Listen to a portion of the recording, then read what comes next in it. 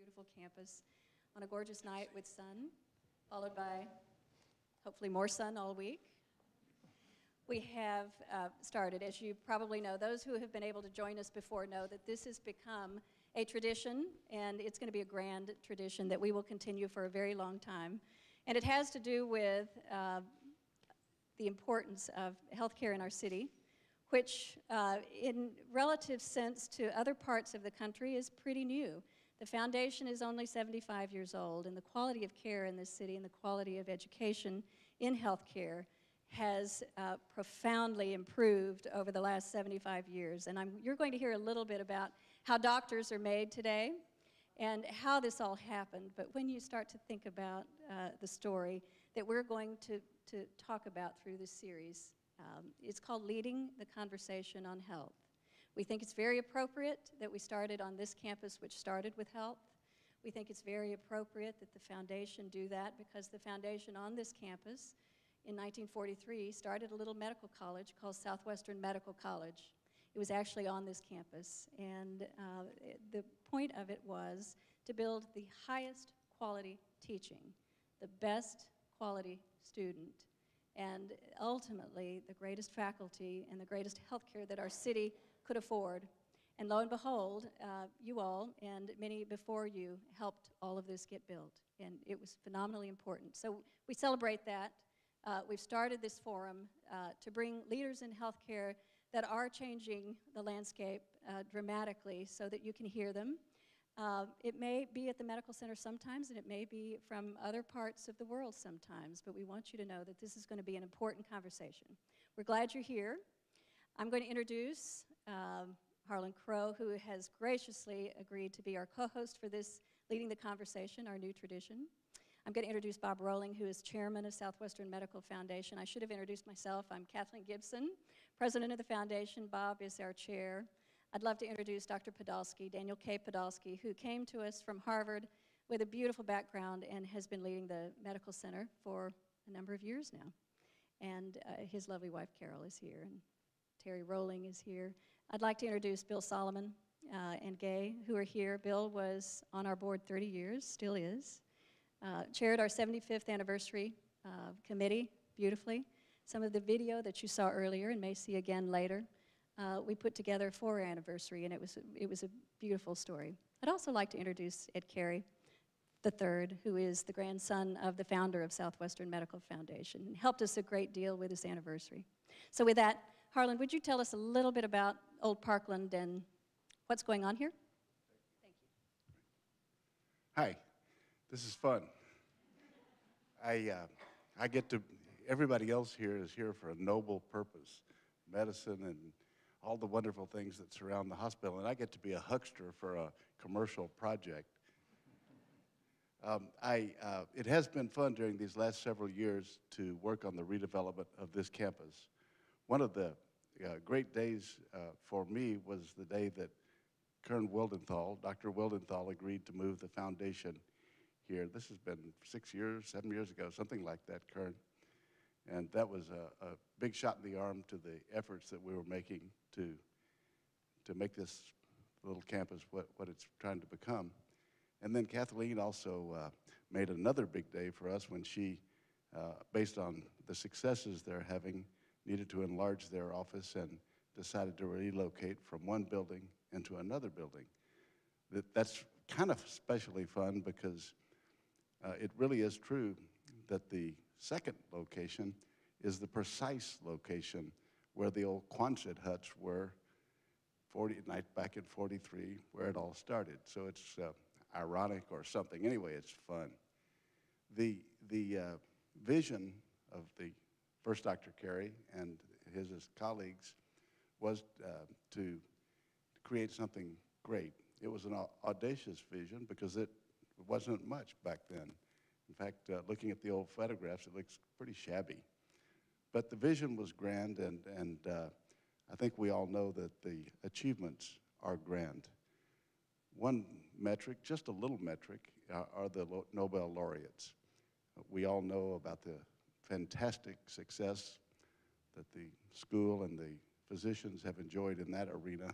And just as one metric, we can say that that great vision of success has been achieved. Anyway, I'm happy that you're here at this little campus. It's been fun. It continues to be fun as we march ahead. And I'll ask Dan Podolsky now to introduce our speaker.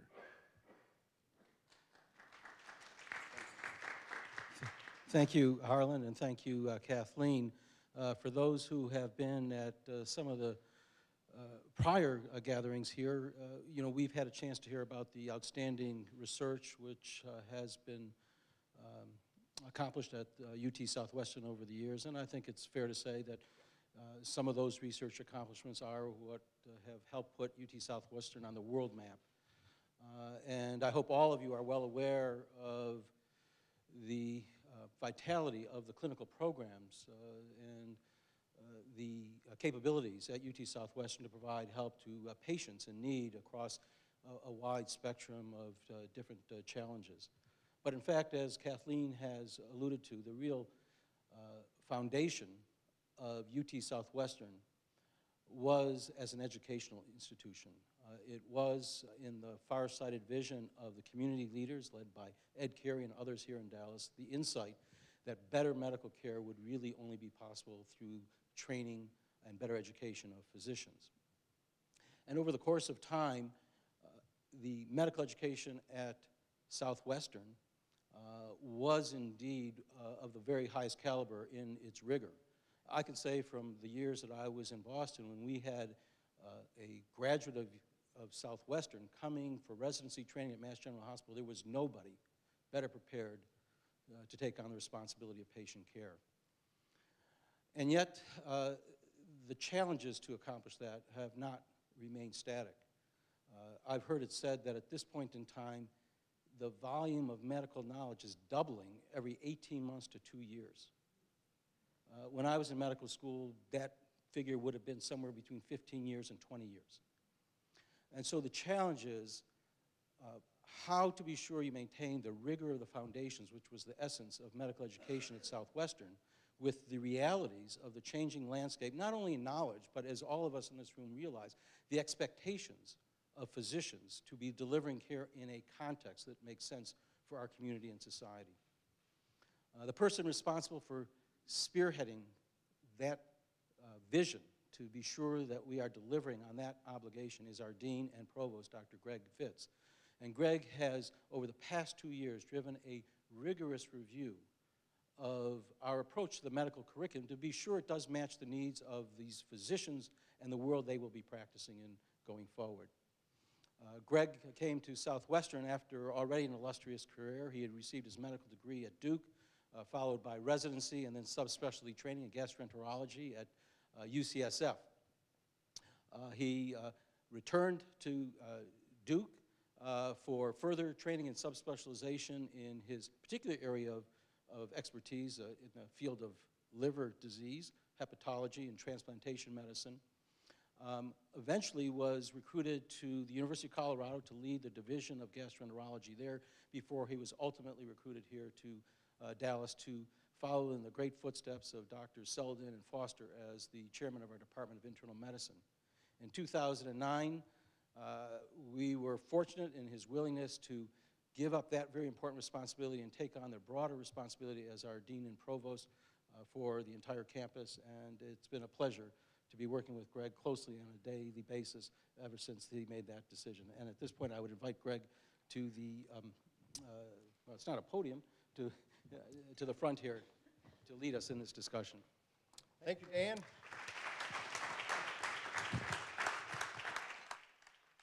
Well, good afternoon. It's great to be here with you for this occasion. I'd like to first recognize Mary Villani, who is a third-year medical student. We worked together on the new Clements University Hospital wards a few weeks ago. She doesn't know it yet, but I'm giving her an honors for the rotation, and congratulations. Thanks. An absolutely superb student, and I thought it would be really helpful for you guys to have her perspective.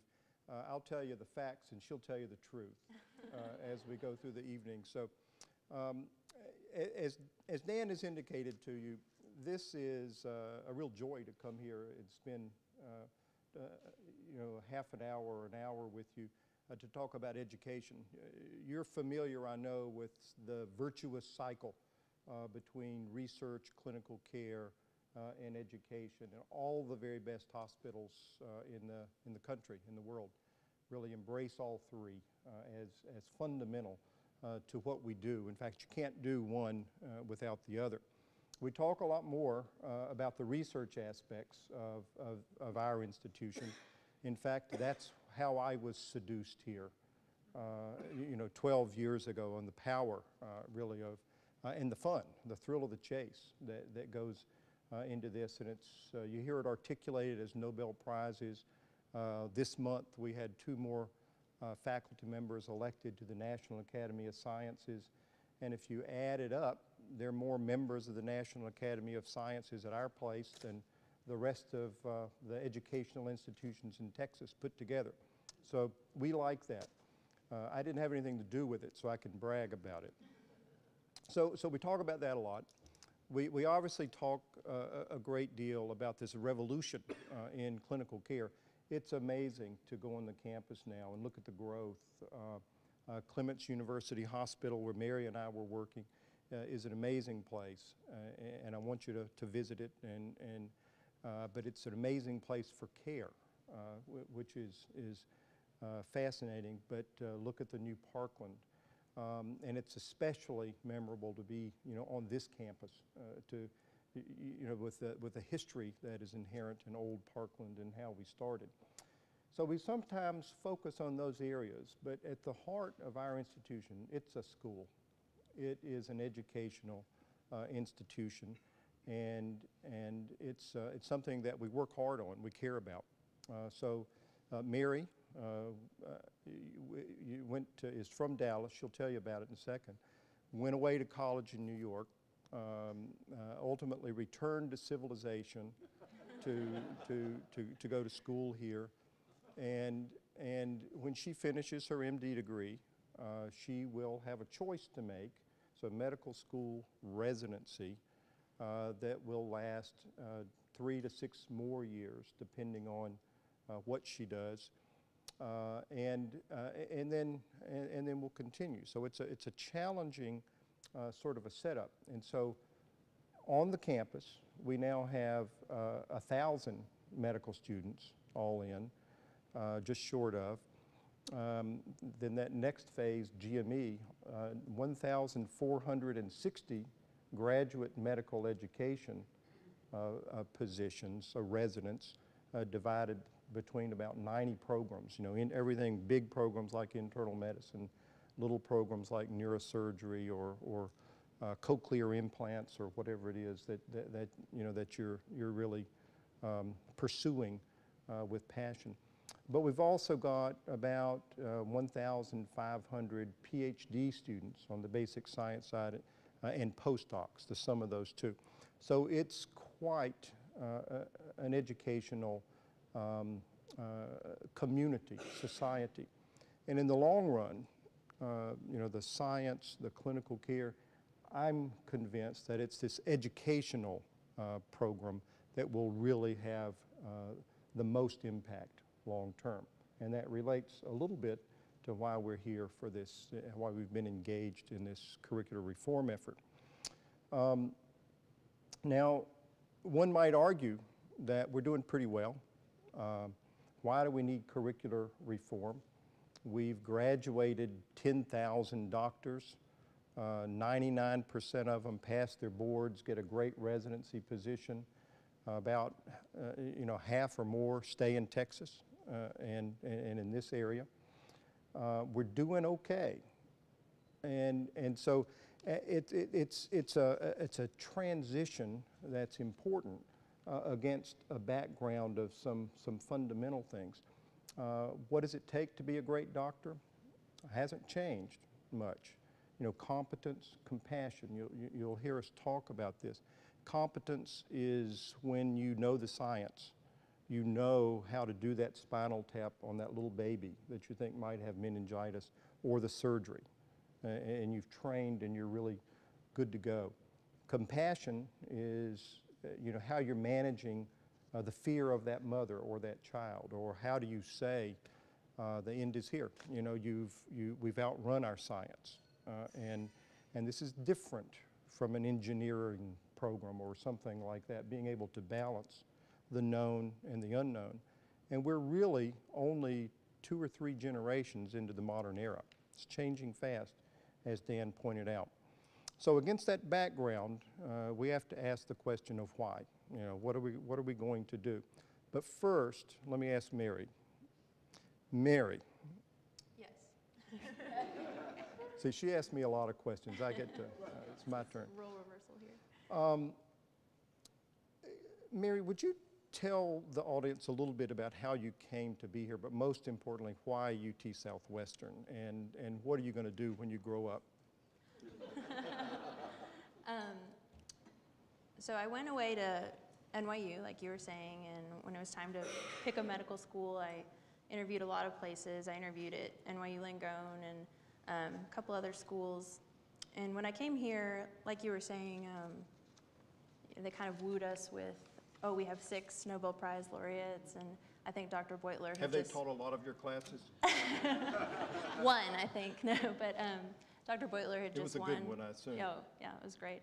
But, so that was very, you know, that's a huge deal. It's very impressive coming in as sort of a little college grad. But I think sort of the thing that was different to me was they took us all over to Parkland and sort of let us participate in rounds. And Parkland is a facility not quite like any other facility, and I think it's such a part of the community. And you ride up on the elevators, whether they're marked staff elevator or not, with 20 patients crammed into this elevator. It's such sort of a vibrant hospital. And some of the other places I interviewed, their training facilities were very homogeneous in their patient population. Like Georgetown has the Georgetown Hospital, and it's a very sort of, it caters to one group of people. And I think when you walk into Parkland, it's very obvious that you're going to see crazy pathology that comes from South America and Mexico, and you're going to help teach, or you're going to help treat patients that are sort of from all walks of life. And that was a huge draw for me,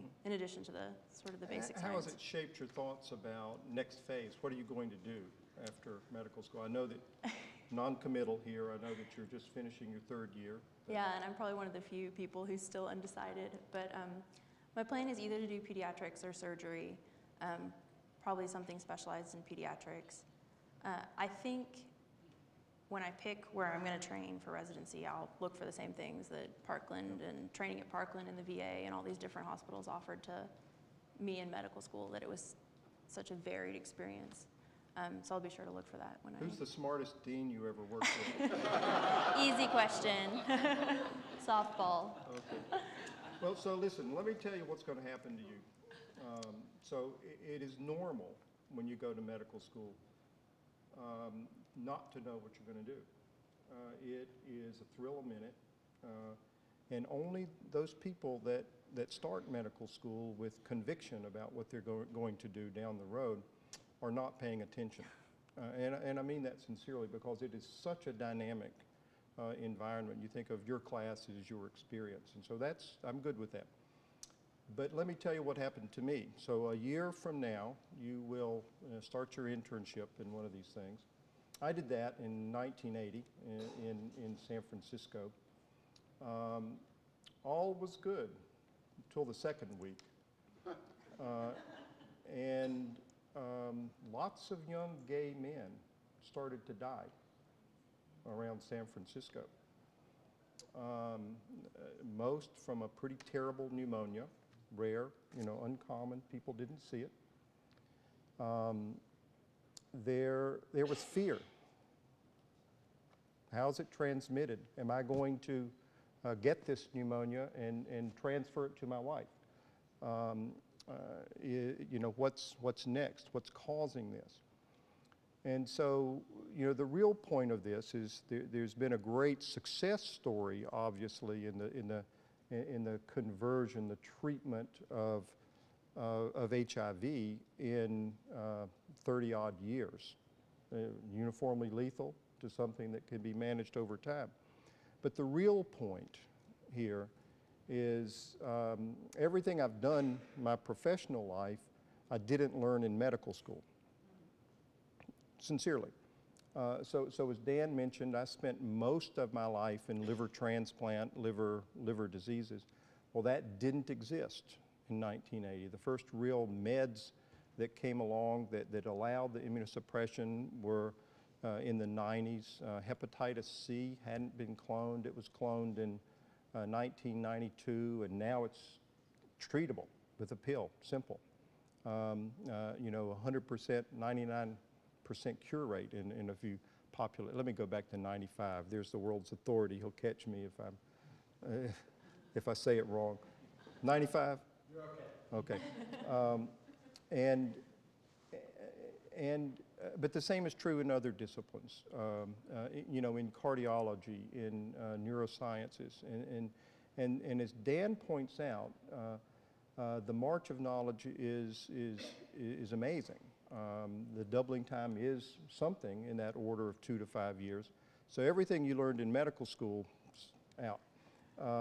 And the challenge for a student these days is how to be a student for life.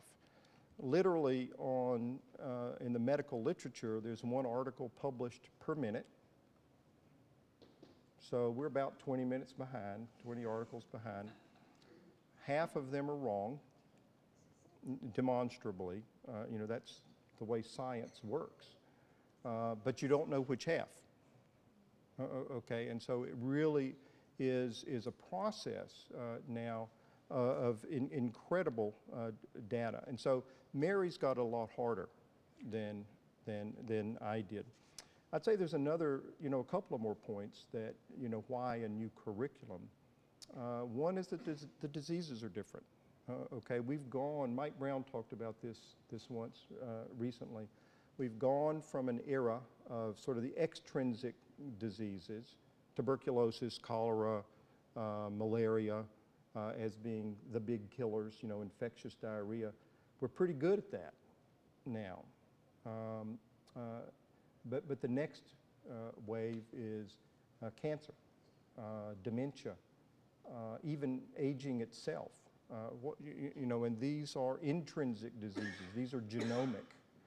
These are some balance between what you're exposed to and who you are genetically.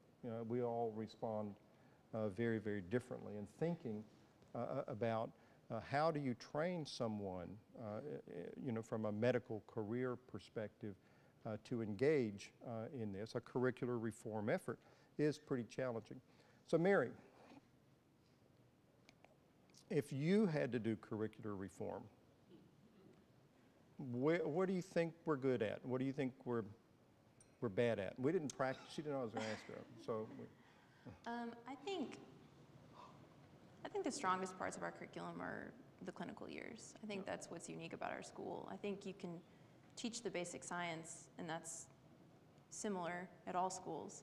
And I think the way the curriculum reform is going is to get us earlier into the clinical experience, which is a good thing, because sometimes you're learning all this basic science on the molecular level and it has no bearing on how you treat patients. You're not even thinking about patients. And that's very easy to do sort of in the first 2 years, is just memorize facts and syllabus. And it's easy to forget why you're learning those things. I think the idea of integrating those two things makes a lot of sense, because if you can learn sort of basic molecular biological things and then see how it manifests in a disease at the same time, then that's, I think, the best way to learn. It's the best way to remember. I never seem to forget sort of the biologic molecular pathways if I know sort of where they end up and how they end up in cancer, for example, when the cell cycle breaks down. So I'd put us in the clinical setting much earlier. it's the wrong answer. Oh, no. No, it's not. Actually, it's the right answer, but there's subtlety to this. It really is. So let me tell you about the process. So we have, and then I'm going to come back and comment. So what we've done over the last 2 years, what we've done over the last 8 or 10 years, is this is a remarkable time. We have doubled the clinical opportunities, maybe more. We've really changed the spectrum of what we can do, you know, in terms of cancer center and transplantation, without at all letting go of the obligation for community health and the indigent and those who need care the most. And this has opened a lot of doors, you know, in terms of the options available to train someone. We put a big faculty committee together. The leaders, Jim Stoll, his chair of physiology, Dennis Burns, had a higher excuse. He's gone fishing, couldn't be here. And overall, about 200 faculty engaged, and you know, they own the curriculum. They're responsible for it in really setting priorities and figuring out, you know, their version. I had one. This is going to be sound at odds, but it's really not. I had one request because it has to come from the faculty, and my request is it can't be science light. Okay, this is a science-based, fact-based school, and it always will be. You know, in fact, when I looked at it originally, that you know, Dan indicated that when I worked elsewhere and recruited people from here, they were distinguished by both experience that Mary's referring to, but scholarship. They knew their science, and that is really important. I'll take a little side note here. It's now, for reasons discussed, more important than ever, but as the more and more medical schools are opening up, many of them are community-based. And so I think this commitment to science and a science-based curriculum is so important, because in 5 years, 10 years, we will end up having only 20 or 30 science-based medical schools. We're going to be one of them. But we're going to have 80 or 100 that are based in the practice, but not the science. And so from a utilitarian sort of economic argument, you could say that's a good thing. Okay, it's cheaper, quicker, faster. But truly, medicine is not a recipe. You know, we're only a couple or three generations into this, and actually having this commitment to science, I think, is important. But it's tough. Can I change my answer? No. No, because I like your answer, because what you were really saying is this dutiful memorization sans clinical application, and having you know, the warmth of a patient contact, or the fear that goes into you know, a disease that you don't know, to understand biochemistry or to understand therapeutics or what your next steps might be, is incredibly important. Kind of to add to that, I think, you know, I was a biology major. I think the fundamentals are super important, and I think sort of the place where they leave the most impression is like on rounds, when you're able to tell us something, and we start with the patient who has the disease, and you can bring in, okay, well, here's what's going on in the hepatocytes, in the liver cells, that's making that disease manifest like this, and sort of. I really do like her. No, but it's incredible. And we had, the other day I was reading a consult note by one of our physicians out at the VA, who's an infectious disease doctor, and he's 78 years old and still practicing. He's amazing. But he was able to cite himself in his note, you know, in a study I did in the 1970s, which is amazing. That's my goal in life, to be able to cite myself when I'm doing here are the reasons why this is correct, and here's the study that I did, you know, in a lab to prove this. But well, personally, I hope to be reading. It would be good. So, so this committee has really has been exhaustive. Engaged students, engaged 200 plus faculty, visited a number of medical schools around the country to look for examples about how we might raise the bar. And that's the deal here. It's not to make it easier, it's to make it better, because the students here are superb. You know, Mary could have gone any of a number of places. She chose to come here. And that carries with it an obligation on our part to do the best. There's a big challenge here. We've got a huge class size, you know, amongst the top size-wise in the country. And so it's hard to individualize, you know, at some level. On the other hand, there are so many venues, and it's an interesting time. So let me tell you the key features of this. Sort of when I went to medical school, when Mary started, it's 2 years of hardcore basic science, pretty much, and then 2 years of going to trade school, you know, 2 months on a medicine rotation, 2 months on a surgery rotation, you know, and so forth. So you actually have supervised interaction with patients, and that's kind of the old way. In a sense, it's worked, but it's just enough to make you dangerous. And at that point, you finish medical school and go do this graduate medical education. You get your MD degree and you go on for further training that's really much more tangible, practical, still supervised at every step along the way. There's a graded level of responsibility. If there are some operative phrases I would want you to hear, Mary's right. In the new curriculum, there's been an effort to decrease that 4 semesters of science, and I'll say more about that, toward 3. But it's not to decrease the content. Rather, the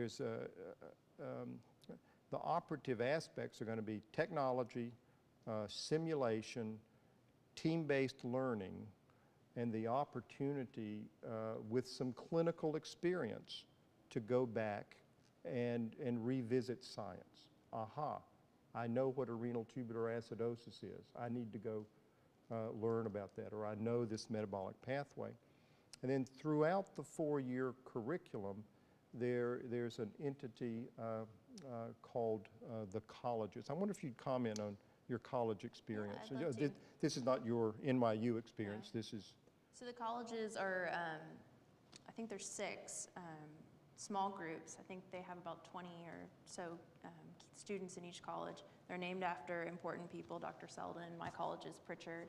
And it's, when you go to orientation, you are selected, sort of like the sorting hat in Harry Potter, to be in the various colleges. And they all have mascots, and so that's sort of your first introduction. And then that's the group we do sort of our more clinical training in the first 2 years. We learn how to do a physical exam. We learn how to interact with patients. How did you learn to interview a patient? From my college's mentor, watching him do it. He took us over to Parkland, and we stood around a patient's bed and watched him do H&P, a history and physical. So you learn from observation, and then you practice with each other, and then you do sort of it's a very weird experience, but you do standardized patient interviews where you are on video camera and you have an actor who you walk in and you are graded on sort of your whole history and physical, your interaction with this patient. It's a very weird experience. And then our whole small group, which is a even smaller group within the colleges of about 6 students, headed over by one faculty mentor, watches these interviews together, and we all comment on them. So it's bizarre, but it's very, very useful in that you can see, oh, maybe I shouldn't phrase something like that. I remember we do pelvic exams. Your first experience is with a standardized patient because it makes it much less awkward later when you go to do a pelvic exam. And I said something, you know, I was examining the area, and I go, that looks good. She goes, and the patient goes, maybe don't say looks good, maybe appears normal. And I was like, it's like, that's probably a better way to say that. But so you make all these kind of blunders with standardized patients, and then when you have real patients, you still make blunders, but they're less glaring. So the colleges is, in summary, sort of a small group that is 20 or so kids, and within that, you have a group of 6 who you go through these experiences with, and you have one faculty mentor. And it's the more intangible or aspects. Ethics, standards, responsibility, physicians in society, as well as how do you do exams. So the way, obviously, that system that Mary's experienced works well, okay?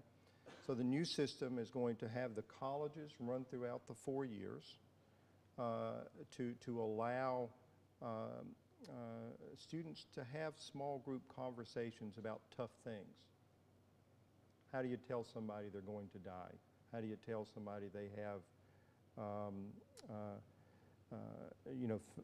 a gene that puts them at risk for a certain bad outcome? Or how do you celebrate the joys? And these are hard things that you don't get out of a book. But it runs throughout the course, of this new curriculum.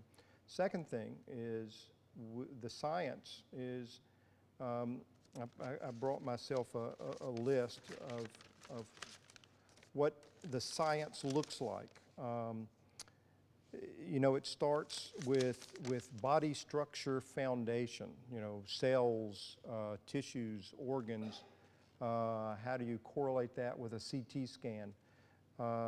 Fundamentals of biomedical sciences, so next going deeper, genetics, biochemistry, those areas, but taught in an integrated way. Instead of talking about biochemistry, it's talking about the biochemistry of that muscle that you're looking at, or the brain, or whatever that target is. And then foundations of clinical reasoning. So how do you read a paper? How do you assess whether it's any good, whether it's meaningful for you or your patients, or whether you should go elsewhere to really pursue what you're after. And then the clinical experiences that, that Mary's on, followed by sort of a back to basics, as I mentioned, go back to school now that you've had a different perspective. But instead of this being the lecture format that Mary's had, this team-based learning initiative is a big deal. So we've recently closed the library, gotten rid of the books. I'm not bitter. It's, as I look around this room, no, but it's electronic. It's all there. But we needed the space in order to really modify for this team-based learning. And so what you do is have a sort of reverse learning situation where Mary does her homework before class.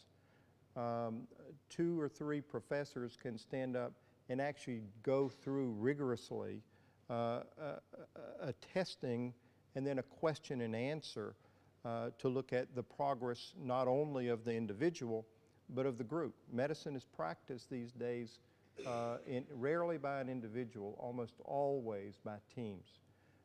Not only doctors but doctors and nurses and PAs and the whole group, and they all matter.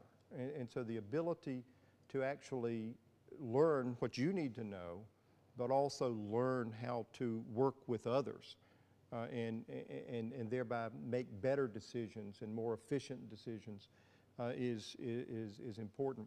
Now in parallel, after that, we're building a simulation center, about 50,000 square feet. So the airline industry clearly doesn't let pilots loose without effective simulation training. How about taking care of a patient that's having a cardiac arrest or preparing for a complicated operation or interviewing your first patient, okay?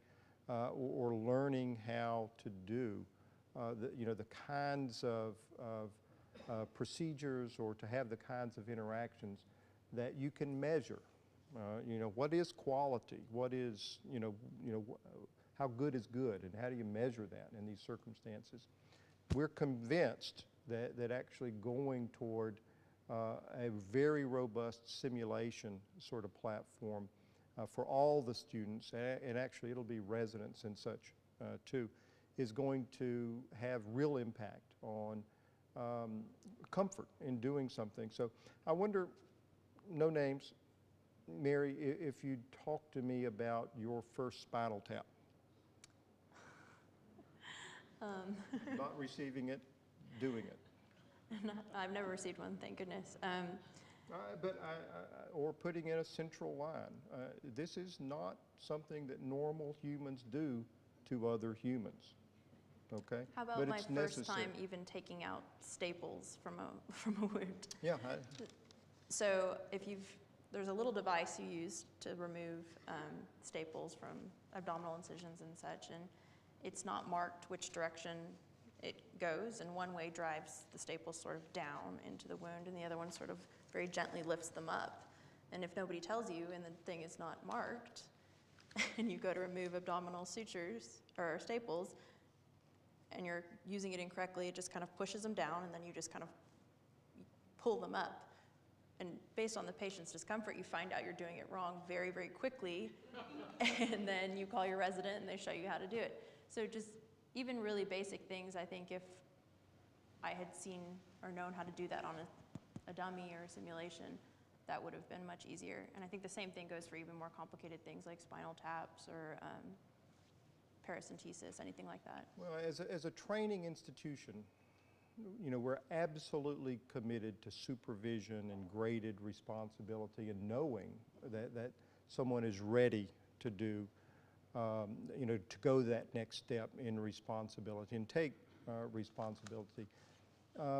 But physicians don't spring fully formed, you know, from the forehead of Zeus. And this is a real challenge. It's a societal challenge. It's an educational challenge, and this graded responsibility that's heavily supervised is a very important part of the whole process. That's just as important, really, as the science. But the two together, really, I mean, I think that's where the magic is. So what do I hope to get out of this? You know, so this summer we're going to roll out the new curriculum. Again, I science light not, you know, I don't want it to be science light. So that rigor is still in there, I'm really pleased to say. What I want is for, you know, the next phase of students to actually have much more experience through simulation, much more confidence in decision-making skills. You know, a move away from memorization and toward looking up and working as a team in management, you know, in a clinic office visit or in the hospital. But what I really want in addition to all that is you know, we're going to focus on the foundations in medicine, but it's going to take, we have wonderful faculty committed to this, but students deserve, I think, the right for individualized pathways. And so if we do a good job early on, and I'll convince Mary to be a hepatologist, for example, unlikely, but in large categories, primary care, science, really being, you know, a referral subspecialty physician, something more technically oriented, then midway through medical school, you ought to be able to commit and start to really get training that's individualized, so you can pursue, as you know it, your own interest and actually do it well, do it, you know, really supervised and supported. My bet is that we'll be very successful in that. My further bet is that, and you can correct me, only about half the students will really know what they want to do, you know, as they go through, because it's such a wonderful experience. I think it's typical to do medicine and say, I really like that. Surgery, I really like that. Pediatrics, I really like that. That's been my experience. Well, it's a marvelous experience to go through that, but at some point you have to commit. for those that can, early access to the laboratory or to really learn quality, safety, or some other domain, I think can be very valuable and make better doctors, make for better health care. I also think, like Mary, students, have a lot of choices in where they want to go. Again, 99% of our students do beautifully and graduate. We want to continue to compete for the very best students, and actually having an approach like this, that this is, it's a different way of doing it, but it's a step forward, I think, in a big way. Well, I think I'll stop there in the interest of time. I'll ask Mary if she's got any final comments or perspective, and we'd certainly be glad to take any questions you might have. Mary? I think we talked about a lot of important things. I think I just stressed to you guys how wonderful I think my education has been, my experience at Southwestern. I can't imagine doing it anywhere else, and I have nothing but wonderful things to say about it. Great. And thank you all the donors and people who make it possible. So questions for either one of us, comments? How come doctors can't know it all? We think you do. I'm really scared now that it's happening. Well, a couple of us do. No, it's an amazing challenge, and actually knowing what you know and knowing what you don't know is probably the greater challenge. But the assumption of knowledge is a dangerous thing. Dr. Chody, Chair of the Department of Surgery. Yes, Dr. Fitzmary, I really enjoyed this presentation. Can you help us understand how you could change the perception in the community that there's a tension between the educational mission and somehow compromising the patient care? That is, that there's often a feeling that patients are they're experimented on, or they're compromised by the educational mission, when in fact the data is emerging and it's pretty clear that you're going to get a better care and better operation in the case of surgery in a training center with trainees. And yet there's still a perception that somehow you're put in a predicament if you have maybe taking your staples out by a medical student is a different story. But do you see what I mean? No, I get the dynamic, and it's an important one, and it's a very real fear. That I understand how one could have that perception. I don't want someone to be learning on me. Okay, I get it, and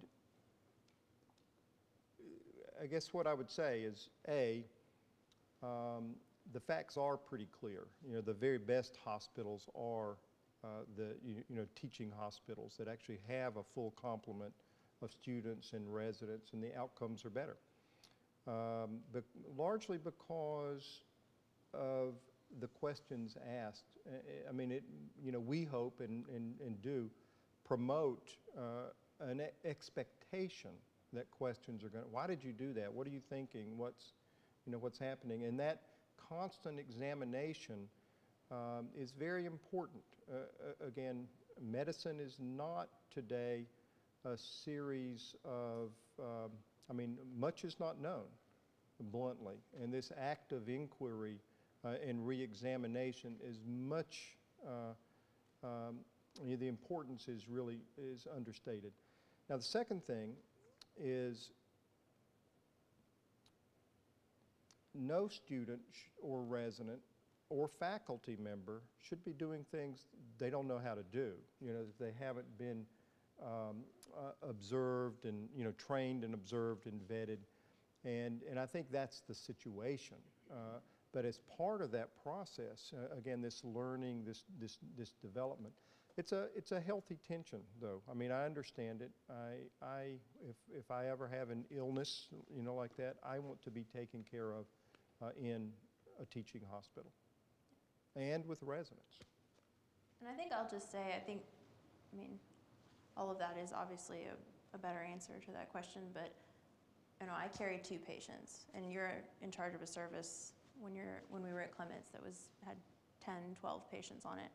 And so, you know, I was told at the beginning of first year, you have to know your patients better than the resident knows them, than the intern does, than the attending does. You're the expert on that patient. So if I have my patient's list of allergies memorized and we're talking about treatment and they're allergic to, you know, penicillins, I remember that. Yep. And so I think, like you said, our questions facilitate a dialogue. That's one important thing. But I think also we have more time to spend with the patients, and we can kind of do and remember things that when you have, you know, 12 or 15 patients in your head, other people can't. So I think that adds to it. Thanks. Could you comment on what's happening with disease-resistant bacteria due to use of different antibiotics in commerce on animals to do things other than even getting them well, just to get them fattened up, and how you see that impacting medicine in the decade going forward? I could comment on it, but something tells me you know more about it than I do. This is a big deal, and let me try to answer it a different way. It's fascinating now that in the animal, you know, to raise chickens, pigs, cows, that antibiotic actually improves weight gain, makes a better animal from a commercial sort of a standpoint, which is fascinating because, you know, you're asking the question, how does that happen? It seems that the way that happens is the so-called microbiome. I mean, you've heard this story. You have gazillions of organisms from the time, you know, you're born. You start to go to mother's breast or pick up a crumb from the floor and acquire bacteria. And by the time, you know, you're a couple of years old, nobody in this room, but you have tenfold more bacterial DNA than human DNA. Seriously. And so if you start to modify that bacterial content or that viral content, it does result in weight gain. So the reason it's been used, these antibiotics have been used, is capitalism. It works, you know. Now the price that you pay is a societal price because you know, typically these organisms double. You know, they'll one creates two, creates four, with a cycle time in hours. And so if you expose a bacteria to an antibiotic, you will very quickly develop resistance mutations, and these are legion now. You read about it in the Wall Street Journal, actually every day, as well as the medical literature, because of the challenge of actually creating new antibiotics. So I think you know, this is not my area of expertise, but it's certain that we overuse antibiotics. It's really certain that we overuse them in the animal industry, and that's immediately transmitted to man. But it's equally true that we're overusing them in man. You know, when you need them, you got to have them. But if they're resistant, you're in a heap of trouble, if, you know, whatever the bacteria is. That's an evasive answer.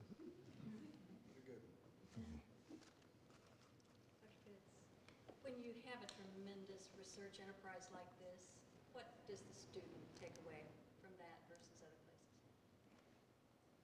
Mary? I think, like we were talking about, to be able to see somebody cite themselves in a consult note and be able to explain to you, I did this research and I proved that this is the science behind it, is so different than someone just telling you something, that's the way it is. And like, with your level of expertise, you're able to tell us, this is the very basic level of what's happening. I mean, that doesn't happen everywhere. Like you were saying, if we sort of switch to this craft school, trade school model, our faculty and our teachers won't be able to tell us that. And at Southwestern, I mean, We've done those studies, we've done the lab work, and we can.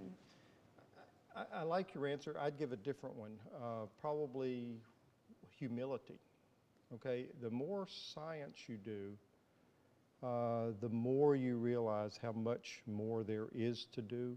And again, we are so early in the modern world. We hadn't talked tonight about genomics or proteomics or metabolomics or all these new frontiers. And we're just opening up that door a bit. And again, that's the toolkit Mary's going to need, you know, to take care of my dementia or my, you know, whatever disease, you know, that I end up with. And it's going to be a toolkit that's going to be based on prevention. Okay, so science, and if you learn anything, it's that you don't know much. You know, at the end of the day, And I think, you know, our first year, the summer after our first year, up to 75% of our class worked in labs, worked on campus in labs. And, you know, some number, impressive number, not me, but some of my fellow students are published. Most of them are, a lot of them are.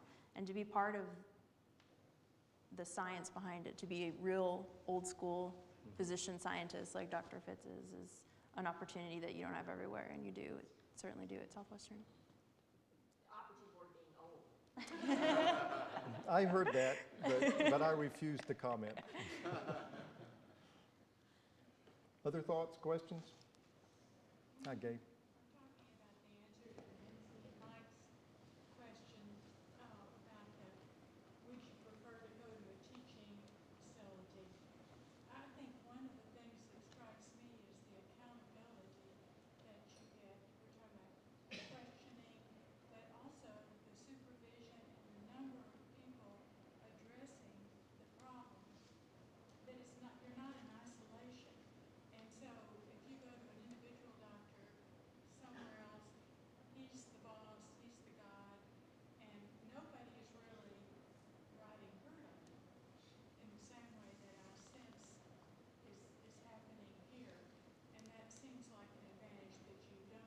You have the collegiality and the conference mentality that you're putting into your education, even more so now with the new curriculum.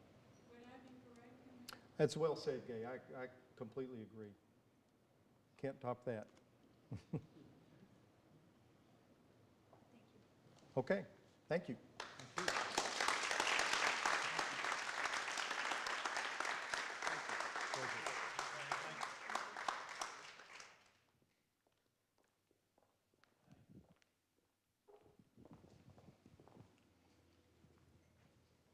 Greg, Mary, thank you.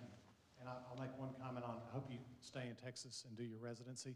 Some of you might, I know Dan Branch is here, some of you might know a couple of years ago, not many years ago, Texas, Dan, how much does the state of Texas spend on each medical student sending them through their 4 years?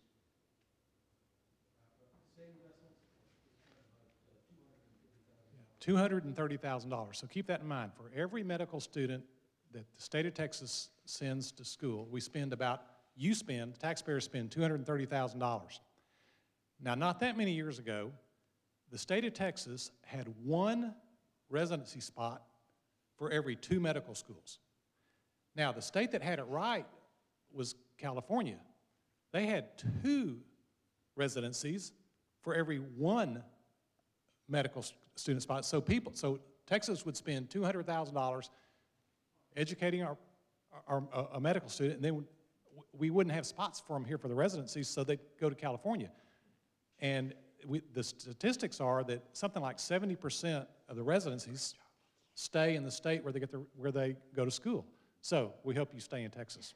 And we are making changes. We have made changes. We're increasing our GME spots. And we're making progress. But I wanted just to say a little bit about the foundation and kind of what we do. We started doing these conversations on health and sort of what our purpose is. We view our purpose in Kathleen. If you haven't met Kathleen, she's a rock star. She's just doing incredible things at the foundation. And She's got a really fine staff, many of whom are here tonight. I want to say thank you to all of you for everything you put in, a lot of time and hard hours. They work really, really hard. But our mission is a little bit, one thing we want to do, we want to make it our goal that, you know, hundreds of thousands of people can hear Greg Fitz and Mary talk about what's going on here. It's amazing how many people I see in Dallas that don't know what's happening at UT Southwestern Medical Center. So our purpose as a foundation is to get the word out on what's going on at this place. What's going on is unbelievable. We had 2 more members of the National Academies, and actually I think it's not, I think there's something like, well, give me the right, out of 37, 27 are at UT Southwestern? Those that are in medical sciences for the state, they're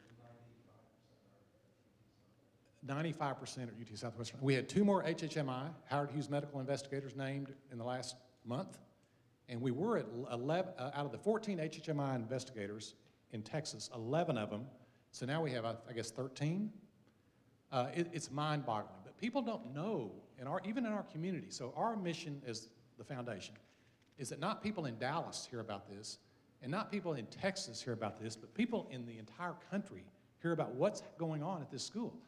And it's really exciting. The recruiting that Dan has done, Dr. Chody, and it's just unbelievable. Many of you all who've been around, this is an exciting place, and we're excited to be here. You know, the foundation manages about $850 million of assets, almost all of which goes to benefit the school. We would be $1 billion, but we wrote about $150 million worth of checks to help fund the Clements Hospital. If you haven't been to the Clements Hospital, go. It's amazing. It's basically full, thank the Lord, right? I mean, probably 2 years or 1.5 years to 2 years faster than we had projected when they had to go ahead to build it. And so it's really exciting. So that's kind of what the foundation is. If you're wondering what to do with an extra penny or 2 in your pocket, the foundation's a great place to put it. I think that we run this foundation on a very, I wouldn't say a limited budget, but we certainly watch every penny. We've done really well on the investment side. I think we're meeting all our benchmarks. I mean, we're all volunteers.